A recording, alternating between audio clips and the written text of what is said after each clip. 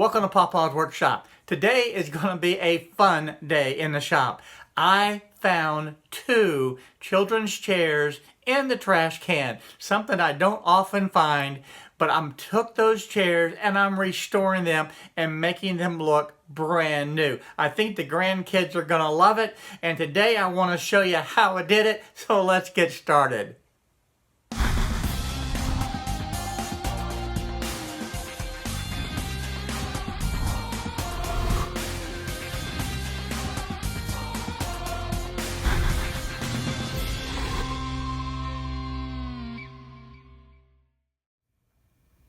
It's not often that I find trash like this from a neighbor's yard, and I just couldn't resist it. I had to pick these up. Now these chairs were dirty, filthy, they were torn up a little bit. Some of the hardware that held it together was bent.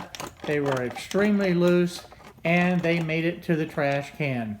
And I was lucky enough to find them. The first thing that I had to do was clean them. So I grabbed the pressure washer, took them outside, and set them up so that I could spray them off. They had a lot of ground-in dirt that had to get out. I had stickers on there that needed to go. Even found an old Band-Aid that was stuck to the chair, and of course that had to go too.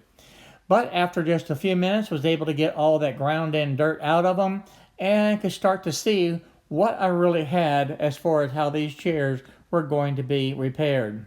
So after a real good bath, and this one needed a little bit of extra treatment because that dirt was really ground into the wood, the next step was just set them out into the sun and let them dry.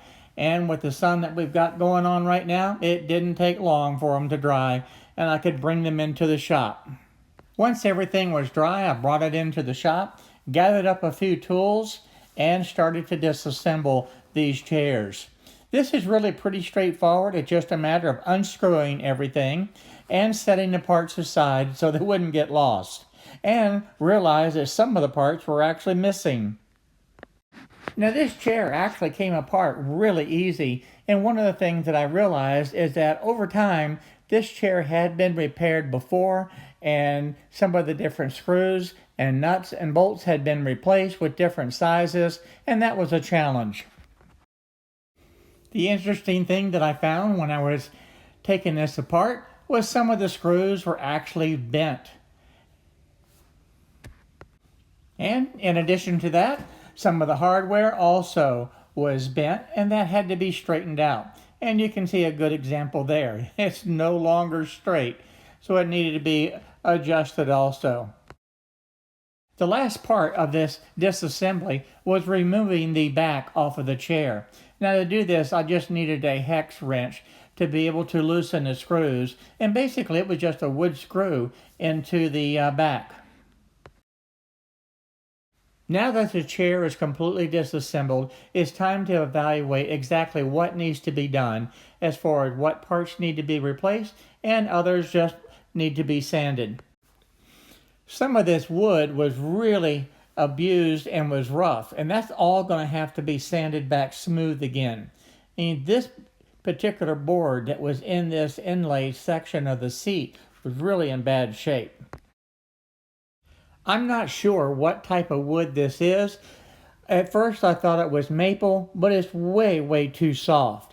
This wood was actually very difficult to work with as far as sanding. I had to start off with a 60 grit paper, and that definitely took the finish off, but it also left the wood really rough. So I had to work through the various grits from the 60 to the 100, 150, and then up to the 220 before I finally got a good smooth finish on the wood.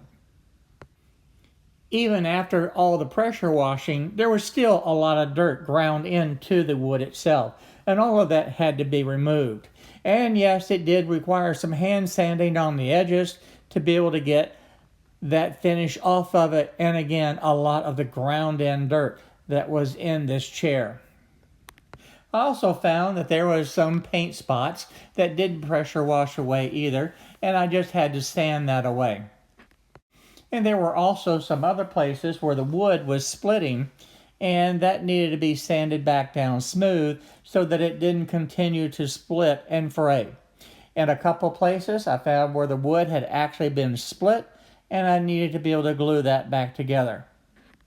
The nice thing about this project, sanding was about 99% of the restoration of this chair. Now once sanded, it was time to be able to put the chair back together. And one of the things that I did off camera was replace a few little screws that needed to be replaced that were bent, and also had to flatten out some of the hardware to get it back into shape. There was also a couple of small wooden spacers that needed to be duplicated that had been lost over time. Now as far as the reassembly, I did not use glue. The glue was not done on the original chair, and certainly I did not want to put glue on this because who knows, at some point in the future I may need to take it apart again and refinish it after my grandkids get finished with these chairs.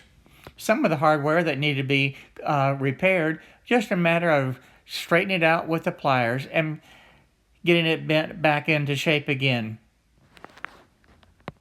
After I got everything loosely put together, it was time to grab the drill and go ahead and tighten everything up. The next part of reassembling this chair was to grab the two rear legs and the upright, and I needed to screw those wood screws back in place to secure the back rest onto those legs. Now you remember that was just using a hex wrench, and these were the wood screws that needed to go into that. Again, no glue is being used for reassembling this chair. Now it's time to go ahead and put the back onto the chair for the seat. And this is just those two long screws that actually bolt the legs to this seat. So they just slip in, and I'm going to go ahead and put the spacers into this and put the nut on it. Now this is where those little wooden spacers needed to be installed, and a couple of those were actually missing.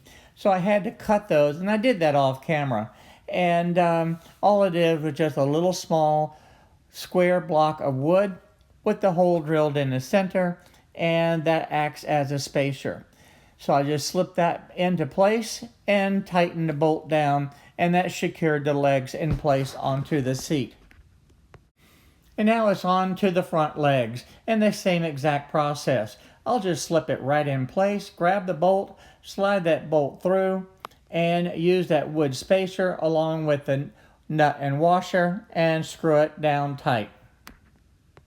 So the chair is back all assembled now, and I just went around one last time and double checked to make sure that all of the bolts, screws, and everything was in place, good, snug, and tight.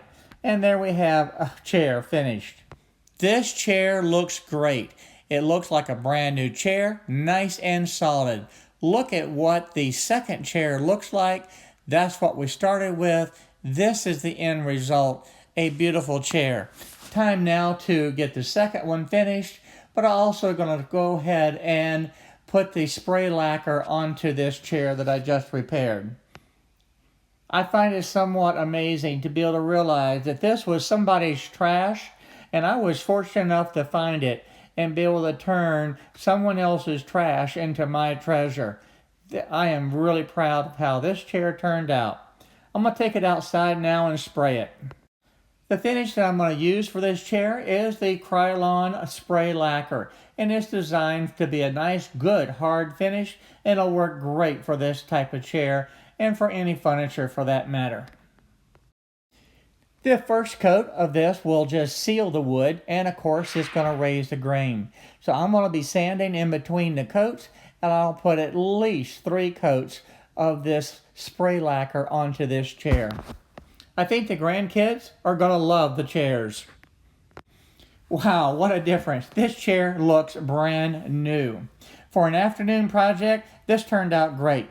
I think I'm going to go inside now and start to work on the second one. Hi everyone, thank you for watching my video today. If you like the video, please go ahead and hit the subscribe button down below and the little bell next to it so you'll be notified on the different videos that I upload. Also check out the videos over here to be able to stay up to date on the happenings in my shop. So again, thank you for watching my videos.